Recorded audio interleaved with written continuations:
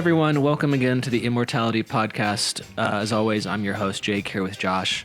Today we have another unicorn of a tea. I brought our competition award-winning Gui Fei Oolong from Taiwan. So yeah, let's strap yourselves in, boys and girls. This one should be good. I definitely know about this one. Have you had it? Have you had this one yet? I've had this one on multiple occasions. Okay. And this is exciting because it's still a mystery to me. I've drunken it enough to... Most teas you can kind of figure out. This one, I don't even... It's interesting, right? Because like it's got a lot going on.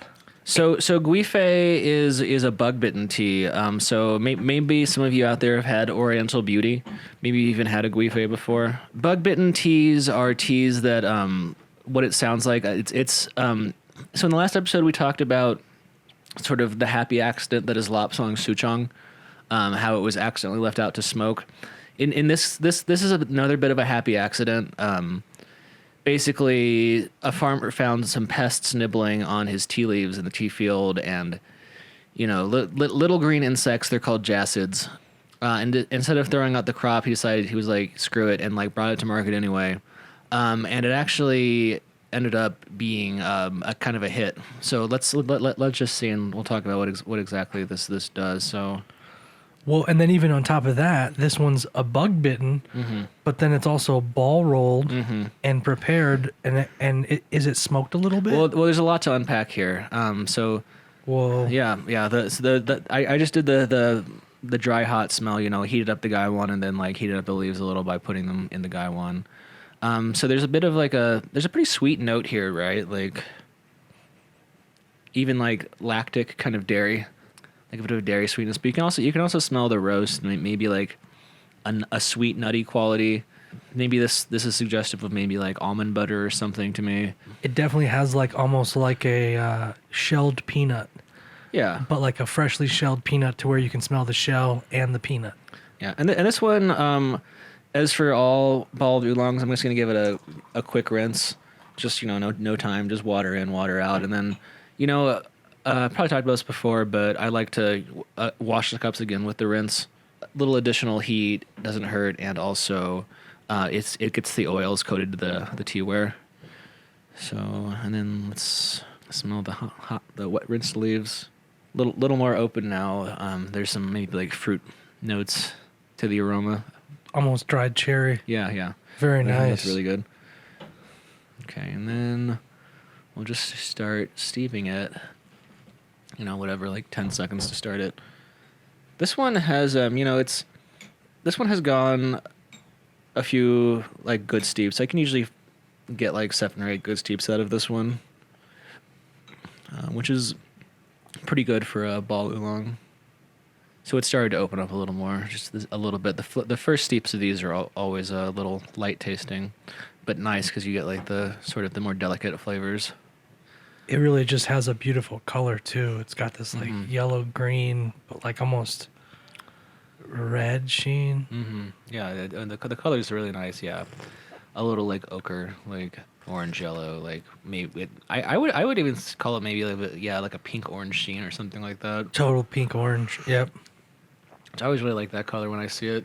I'm tasting what predominantly like milk chocolate. I want to say like I'm definitely tasting like 70%. Medium dark chocolate. Yeah. Like closer to like Ovaltine or something, Yeah. Totally like a Nesquik with the bunny. No. Yeah, a little. Like, isn't that way a little? Like, I promise you, this is not flavored in any way. Well, it's almost got this cocoa flavor, like a light, like a really nice ground chocolate bean, cacao bean. And I think there's also some other stuff going on. Like, there's some vegetal notes. Man, good call.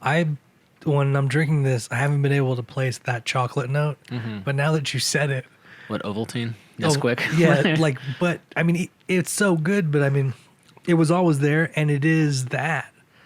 I just feel so slow because I've definitely drunk that one a lot, and it's like a mystery, but it's a good mystery because you're like, why do I like keeping to drink you? And it's just it's like I think a good tea is like that. Like it forces you to like kind of think about it, like. And I was gonna say like I taste vegetal notes in that, maybe like I don't know, like gourd vegetable, like squash, zucchini, or something along those lines, like roasted zucchini or eggplant, and also some floral notes at the top, like lilies, lilacs. Just a very subtle top note of that. Do you agree or? I think that's going to be my next taste because Okay. I'm just kind of fascinated by the chocolate. Sure. And then I did actually taste the Ovaltine. Sure. Sorry. Which- Now that's all I can taste. And there is a sweetness there too, which is why the tea is such a mystery because it's got this like milk chocolate thing that was kind of semi-sweet, not even sweet, and then there's this other sweet note, and there is a floralness that does come out later. Good complexity. So a Gui Fei, like I was saying, it's bug bitten. So when the bugs nibble on the leaves, they're like really really small bugs. Basically, what they're doing is they're rupturing the cell walls. They're creating damage, like the oolong processing itself is supposed to do. But the bug biting before any processing happens causes the plant to release more terpenes. So there's like usually what's thought of mostly as a honey sweet note to that. Most Oriental Beauty teas have that, like a pronounced honey flavor. And then I think what's cool too is when a plant gets bug bitten, along with different flavor notes and terpenes that get extracted, the plant excretes different defense mechanism chemicals. Yeah. Like one's called jasmonic acid, and then that begins to ripen, as well as it kind of sends a smell pheromone out to bring other insects to basically eat the insects that are eating it. But at the same time, what we see in it is the flavor. Oh, that's interesting. I didn't know that. Because the sweetness, it's beautiful. Yeah.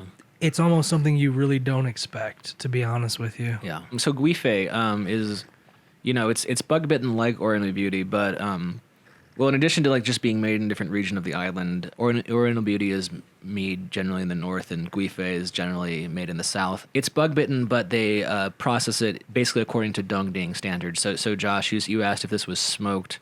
It is actually roasted over a charcoal fire, in like the traditional manner that a Dongding is. I'm smelling the cup right now, and it's got these floral notes. Yeah. So this tea does come from the same region as the Dongding in Taiwan.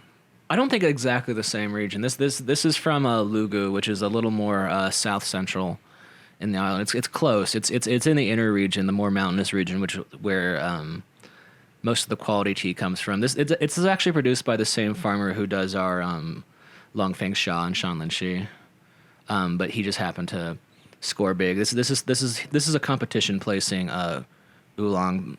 This lot of his tea managed to rank a silver medal in the Lugu tea competition award.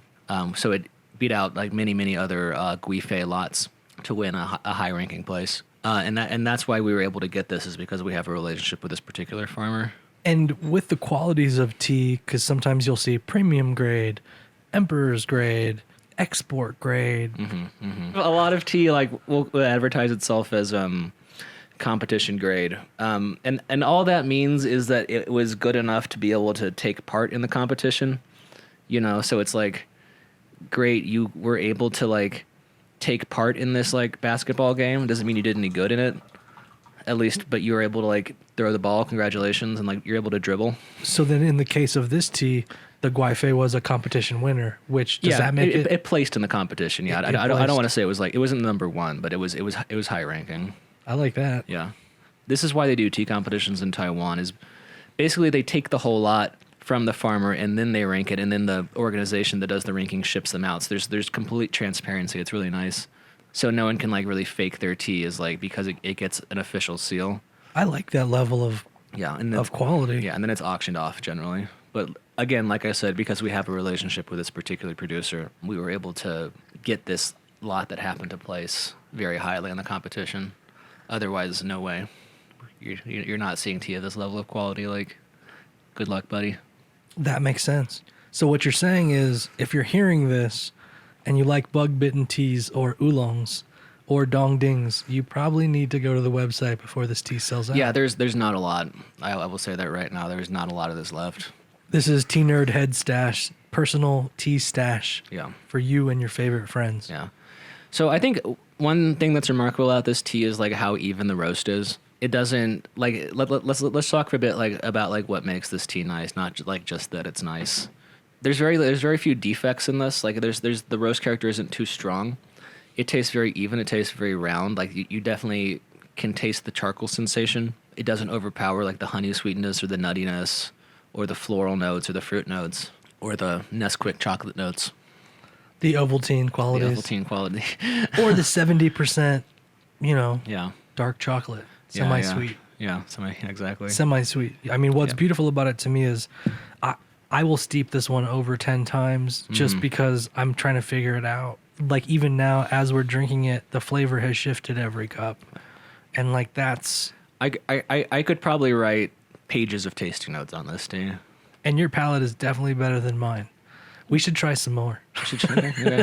How many steeps are we on, you think? That was just 3. That was just 3? Yeah, the leaves are still opening here. Oh, yeah. I just looked at them and I was like, oh. Yeah.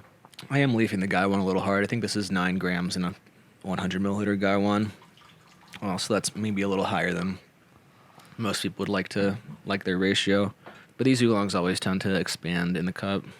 I feel like the charcoal flavor is coming out more as we progress. Yeah, the sweetness is starting to mellow out. Yeah, the first cup or two was more about like the chocolate. Now this is more about the roast qualities and maybe like there's a little more of the honey in here too. I was going to say that, but I didn't want to be presumptuous, so I'm glad you said it. Okay. Like the honey is... Yeah. Yeah, that's... What are some other things people need to know about the Gui Fei? Is there a raisin-y quality toward... I mean, even like at the end of the... Maybe it's not raisin, it's something. I think like golden raisin is pretty like spot on. It's interesting because a lot goes into this flavor, right? It's obviously we've talked a lot in the past about how good Taiwanese terroir is. The mountains, like the island, is like a very good place to grow tea. So it's mostly high elevation where the tea is grown. It gets a good amount of rain. It's just kind of slightly subtropical, so it's just a great growing environment for tea. So that's one piece of this. Another piece, of course, being that it's bug-bitten, so that obviously affects the flavor and how this tea is processed. And then another is the fact that it is, processed as a dongding, which means a traditional dongding, that is, which means it's charcoal roasted. So I think part of the complexity of this tea is like the amount of factors that go into it that make it that way. So 5th steep, the charcoal just keeps coming out more. Very persistent, very round. What kind of charcoal do you think it was? This doesn't taste like pine. I know that. No, it's not. No, it's just charcoal. Just charcoal. So charcoal. Okay. Yeah, charcoal roasted. It's not smoked necessarily. It's just roasted in charcoal. So this is a tea that you could theoretically age because it's roasted. You want to, and again, with charcoal roasted teas, you usually want to give them time to mellow, usually around a year. Again, this is from the 2020 competition, so it's had some time to sit. I just keep smelling the cup after it's empty, and it's just got this beautiful smell. Yeah. And I wish I could just taste that smell. No, the cup smell is certainly notable. Like it's like orchid. I don't even know. Like very floral, like oily, sweet. If you were a bee, you would love the cup of the smell, and you would expect there to be lots of pollen there. Yeah. So, as like you may guess, this is like appropriate, I would say, for tea drinkers who have like some experience. I think someone who doesn't have a lot of experience would still enjoy this, but people who have tasted a lot of teas, particularly Taiwanese oolongs and other kinds of oolongs, will like truly appreciate what this is. Yeah, I totally agree there. This is not a beginner tea. It's not. It's really not. And even we could dial in these flavors with the temperature of the water. Yeah. There's things that like, I want to try to dial in these like floral flavors. We could try water a little bit cooler, And so I think Jake is right on the money with this. This is one of your advanced or, mid-level to advanced tea drinkers' teas, just because there is a lot of subtleties in it.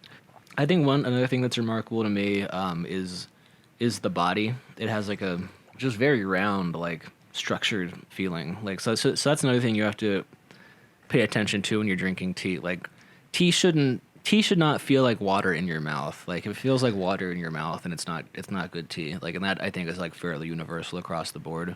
So aside from just flavor and aroma, the obvious things, there's these deeper qualities you have to evaluate when looking at teas, like the structure, like the minerality, the oils, and even further than that, like the energetic qualities that it has that you can feel.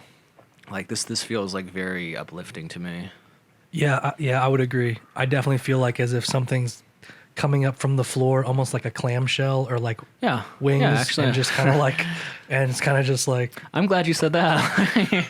Because I'm feeling the same way. Yeah. yeah, this one definitely Yeah, has something. It's upward energy for sure, but it's not like, but it's not tweaky either. Like that's the important part, and that's another important thing about the energetic quality of tea. Tea should never like be tweaky. Like a good coffee can be tweaky. That's fine for like you know, like when you're evaluating coffee, it's a totally different standard. Like you're looking for different things. But I think when you're evaluating tea, you're trying to also evaluate how exactly it makes you feel. Like it's almost like evaluating a mix between evaluating coffee and evaluating weed. You know. Yeah, or like wine, you know? Yeah. Except, you know, when you have more glasses of wine, you get less, you know, discernible. Yeah. Whereas with tea, it's almost like every next glass that you're steeping, you're going deeper and deeper into the mystery of that leaf, which is crazy to think about, you know? And then is there anything else that listeners or watchers should pay attention when they're tasting their teas? Because you mentioned the minerality, the texture of the water, the flavor, the aroma. I mean, I think what you were doing honestly is like a great thing to do, which is to like smell the cup after you're done with it. Like smell the other parts of the tea that the water that's touched. Like, you know, make it a full sensory experience. Like smell the lid of the gaiwan, you know, like smell the leaves again after a few steeps. Like look at the leaves. You know, it's also a visual experience. Just like you can see how even the roast is. I mean, like there's very little off color there. It's pretty uniform. Yeah, it's very uniform. And what's interesting is the leaves started a darker shade of brown as they were bald, but now you're seeing they're actually this There's a tinge of green. That's just a tinge. Yeah. deep olive. Yeah. It's almost extreme. So yeah, tea is more than like taste and aroma, right? It's a full sensory experience. And yeah, I think Jake is right about that energetic quality. It is coming up from the ground, but it's not tweaky at all. It's almost like gentle fanning from the ground up. So where can people find this wonderful tea? So this tea, and again, there's not much of it that we have. We bought a small lot last year because of the relationship that we have. But you can find this, you know, others like it online at tridentcafe.com/teas. We still have a little bit of the competition Dong Ding as well. Teas like this don't come by very often. We only have a few teas that are like truly of this level, and very few make it to the Western market. So if you know where to get it, you're lucky. And this is just I think this just goes to show the importance of relationships and relationship building. So if you know, have a relationship with an importer who has a relationship with a grower and that's been cultivated over many years, then you're in luck, you know, and you can like actually get it. Yeah, and I think what's even more interesting about Trident's unique story is they have a brick and mortar coffee shop that is always turning over and selling all the tea. And so based off of that, it's not like Trident Cafe and Trident Coffee and Tea is buying once a month, then waiting for 6 months, but it's every month, every year, every season, just supporting these growers, so that developing relationship. And then also what that means for the online tea store is the tea stays fresh. Like this tea is not bought in advance and then all of a sudden bagged up and sent out to a shelf with a 1 month or like one year expiration date. This tea is literally bagged as you buy it. Everything is packed to order when you order online or in the store. It really is some of the freshest tea available today in the United States. Yeah. So we can still keep steeping this, can't we? Yeah, I think we're going to sign off, but Josh and I will probably keep drinking this tea. Once again, everyone, thank you for listening. I hope you enjoyed the show, and we will see you next time. Enjoy your tea.